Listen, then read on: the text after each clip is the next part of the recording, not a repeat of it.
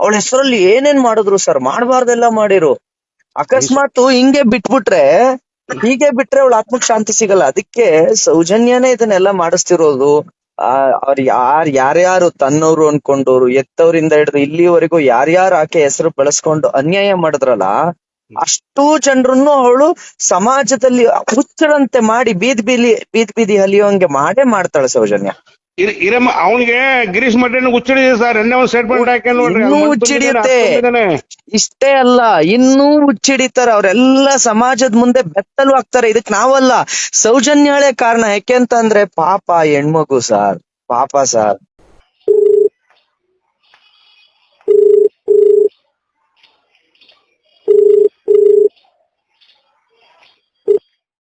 Hello Puneeth ಕೇಳಿ ಅವ್ರೆ. ಹಾ ಹೇಳಿ ಸರ್, ನಾನು ಜಗದೀಶ್ ಅಂತ ಹೇಳಿ ಅರ್ಸಿಕೆರೆಯಿಂದ. ಹೇಳಿ ಜಗದೀಶ್ ಅವ್ರೆ. ತುಂಬಾ ಥ್ಯಾಂಕ್ ಯು ಸರ್. ತುಂಬಾ ಚೆನ್ನಾಗಿ ನೋಡ್ತಾ ಇದೀವಿ, ನಿಮ್ ಲೈವ್ ನೋಡ್ತಾ ಇದೀವಿ.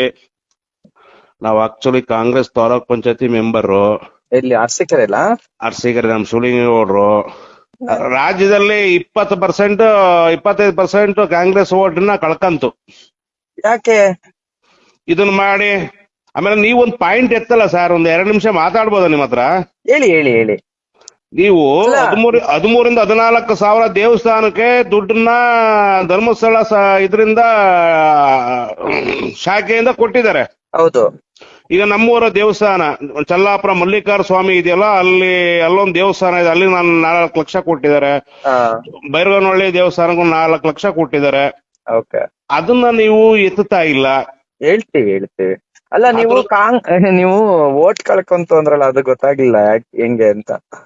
ಹೆಂಗ್ರಿ, ನಾವೆಲ್ಲ ವೋಟ್ ಹಾಕಿದ್ದು, ನಾವೆಲ್ಲ ಕಾಂಗ್ರೆಸ್ ವೋಟ್ ಹಾಕಿದ್ದು. ಹಿಂಗಾಗಿ ಇಡೀ ದೇಶದಲ್ಲೆಲ್ಲ ರಾಜ್ಯದಲ್ಲಿ ಕಳ್ಕೊಂಡು ಇವತ್ತು ಕಾಂಗ್ರೆಸ್ ಈ ನಮ್ಮ ಇದರಲ್ಲಿ 3 ಸ್ಟೇಟ್ ಅಲ್ಲಿ ಇರೋದು. ಇದು ಹೋಗುತ್ತೆ ಈ ಸದ್ಯ. ನೆಕ್ಸ್ಟ್ ಅವರು ಧರ್ಮಸ್ಥಳದ ವಿರುದ್ಧ ಬರಬಾರ್ದಾಯ್ತು ಸರ್. ಅವನಿಗೆ ಹುಚ್ಚಿಡಿದೆ, ಹುಟ್ಟು ಲೋಫರ್ ಅವನು ಗಿರೆಮಟ್ಟನ್. ಅವ್ನಿಗೆ ಹುಚ್ಚಿಡು ಬಹಳ ದಿವಸ ಐತೆ. ತಲೆ ಕೆಡಿಸ್ಕೊಳ್ಳೋ ಮಕ್ಳವ್ರು ಸರ್. ನಾವು ನಿಮ್ಗಿನ್ನ ಆಕ್ರೋಶ. ಇನ್ನೊಂದ್ ಹೇಳ್ತೀನಿ ಸರ್, ಏನ್ ಗೊತ್ತಾಯ್ತು, ಇದು ಸೌಜನ್ಯಳ ಆತ್ಮಕ್ಕೆ ಶಾಂತಿ ಸಿಕ್ಕಿಲ್ಲ. ಅದಕ್ಕೆ ಆಕೆಗೆ ಯಾರ್ಯಾರು ಆಕೆ ಹೆಸರು ಬರೆಸ್ಕೊಂಡು ಅನ್ಯಾಯ ಮಾಡಿದ್ರು, ಆಕೆ ಹೆಸರಲ್ಲಿ ಮಾಡ್ತಿದ್ರು, ಅವ್ರನ್ನೆಲ್ಲ ಸಮಾಜದಲ್ಲಿ ಹುಚ್ಚರನ್ನಾಗ್ಸೆ ಅವಳ ಆತ್ಮಕ್ ಶಾಂತಿ ಸಿಗೋದು. ಅವಳ ಹೆಸರಲ್ಲಿ ಏನೇನ್ ಮಾಡಿದ್ರು ಸರ್, ಮಾಡಬಾರ್ದೆಲ್ಲ ಮಾಡಿರು. ಅಕಸ್ಮಾತ್ ಹಿಂಗೆ ಬಿಟ್ಬಿಟ್ರೆ, ಹೀಗೆ ಬಿಟ್ರೆ ಅವಳ ಆತ್ಮಕ್ ಶಾಂತಿ ಸಿಗಲ್ಲ. ಅದಕ್ಕೆ ಸೌಜನ್ಯನೇ ಇದನ್ನೆಲ್ಲ ಮಾಡಿಸ್ತಿರೋದು. ಅವ್ರು ಯಾರ್ಯಾರು ತನ್ನವ್ರು ಅನ್ಕೊಂಡವ್ರು, ಎತ್ತವ್ರಿಂದ ಹಿಡಿದು ಇಲ್ಲಿವರೆಗೂ ಯಾರ್ಯಾರು ಆಕೆ ಹೆಸರು ಬೆಳೆಸ್ಕೊಂಡು ಅನ್ಯಾಯ ಮಾಡಿದ್ರಲ್ಲ, ಅಷ್ಟೂ ಜನರನ್ನು ಅವಳು ಸಮಾಜದಲ್ಲಿ ಹುಚ್ಚರಂತೆ ಮಾಡಿ ಬೀದಿ ಹಲಿಯೋಂಗೆ ಮಾಡೇ ಮಾಡ್ತಾಳೆ ಸೌಜನ್ಯ. ಇರಮ್ಮ ಅವನಿಗೆ ಗಿರೀಶ್ ಮಟ್ಟನ್ ಹುಚ್ಚಿಡಿದೆ ಸರ್. ಎಣ್ಣೆ ಒಂದು ಸ್ಟೇಟ್ಮೆಂಟ್ ಹಾಕಿ ನೋಡ್ರಿ. ಇನ್ನೂ ಹುಚ್ಚಿಡಿಯುತ್ತೆ. ಇಷ್ಟೇ ಅಲ್ಲ, ಇನ್ನೂ ಹುಚ್ಚಿಡಿತಾರ. ಅವರೆಲ್ಲ ಸಮಾಜದ ಮುಂದೆ ಬೆತ್ತಲು ಆಗ್ತಾರೆ. ಇದಕ್ ನಾವಲ್ಲ, ಸೌಜನ್ಯಾಳೆ ಕಾರಣ. ಯಾಕೆಂತಂದ್ರೆ ಪಾಪ ಹೆಣ್ಮಗು ಸಾರ್, ಪಾಪ ಸಾರ್. ಪುನೀತ್ ಕೆರೆಡ್ ಅವರೇ, ಸತ್ಯಾಂಶ ಏನು ಅಂತ ನನಗೆ ಅರಿವಿದೆ.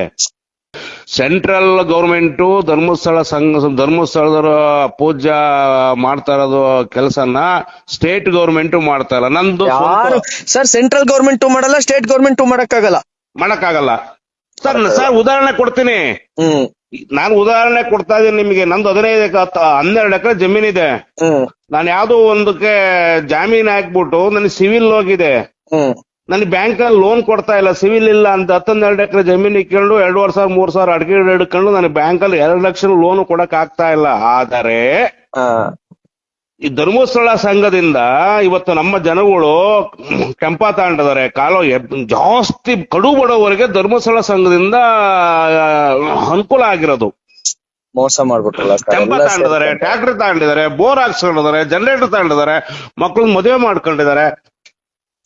ಏನ್ ಸರ್ ಇದು? ಹಳ್ಳಿ ಜನರಿಗೆ ಗೊತ್ತಿರೋದು, ಈನ ಮುಟ್ಟಾಳ್ರು ಅದ್ರ ಹೆಸರು ಹಾಳು ಮಾಡಿ ಇಡೀ ವ್ಯವಸ್ಥೆನ ಹಾಳು ಮಾಡಕ್ ಪ್ರಯತ್ನ ಪಟ್ಬಿಟ್ರಲ್ಲ ಸರ್. ಸರ್, ಅದ್ರ ಜೊತೆಗೆ ಇವತ್ತು ನಾನು ತಗೊಂಡೋಗಿದ್ದೀನಿ ಟ್ರ್ಯಾಕ್ಟರ್ಗಳು. ಜಾಜೂರ್ ಹತ್ರ ಇದೆ. 600 ರೂಪಾಯಿ ಪಾಣಿ ಕೊಟ್ರು, ನಾವು ಆಧಾರ್ ಕಾರ್ಡ್ ಕೊಟ್ರು, ಪಾಣಿ ಕೊಟ್ರು ಸಾಕು.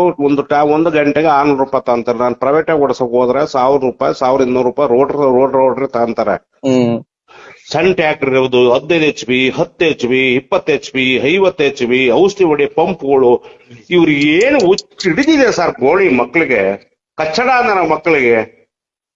ಯೂಟ್ಯೂಬರ್ ಇದಾರಲ್ಲ ಆ ಸೂಳೆ ಮಕ್ಕಳು ಅವ್ರ ಹೆಂಡತಿ ಅವ್ರ ಮಕ್ಕಳು ಸಾಕಕ್ಕೆ ಇಲ್ಲ ಸರ್, ನಾನ್ ಹೇಳ್ತೀನಲ್ಲ ಸಾಕಕ್ಕೆ ಆ ಸೂಳೆ ಮಕ್ಕಳು ಅದು ಇದು ನಿಮಗೆ. ಮಾಡ್ತಾರದು. ಸರ್ ನಿಮ್ಗೊಂದು ವಿಚಾರ ಗೊತ್ತಿರ್ಲಿ, ಒಂದ್ಸಲ ಏನಾಯ್ತು, ವಿಶ್ವ ಬ್ಯಾಂಕ್ ಇಂದ ಸ್ವಲ್ಪ ಜನ ಬರ್ತಾರೆ ಧರ್ಮಸ್ಥಳಕ್ಕೆ.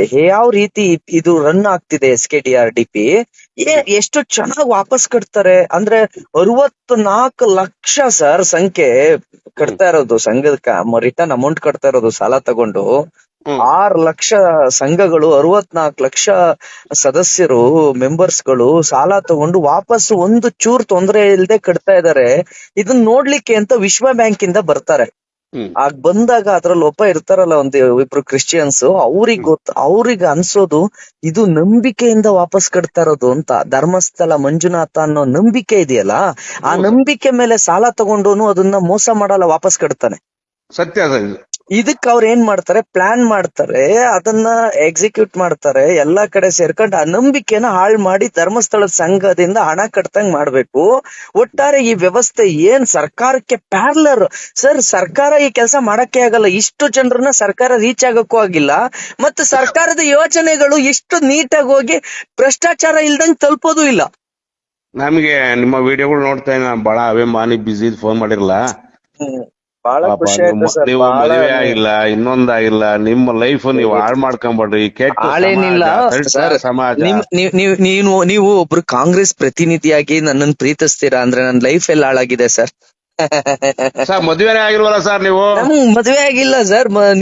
ನಿಮ್ಮೆಲ್ಲ ಪ್ರೀತಿ ಸಿಕ್ಕಿದೆಯಲ್ಲ, ನಿಮ್ಮೆಲ್ಲರ ಪ್ರೀತಿ ಸಿಕ್ಕಿದೆಯಲ್ಲ ಸಾಕು. ಮತ್ ಇನ್ನೊಂದು, ನಾವ್ ಮಾಡೋ ಹೋರಾಟಕ್ಕೆ ನಿಮ್ಮೆಲ್ಲರ ಬೆಂಬಲ ಇದೆಯಲ್ಲ, ಅಷ್ಟೇ ಸಾಕು ಸರ್. ಮದ್ವೆ ನಿಮ್ಮ ವಿಡಿಯೋ ನಾನು ನೋಡ್ತಾನೆ ಇರ್ತೀನಿ. ಪ್ರಾಮಾಣಿಕವಾಗಿ ನಿಮ್ದು ಹೋರಾಟ ಇದೆ.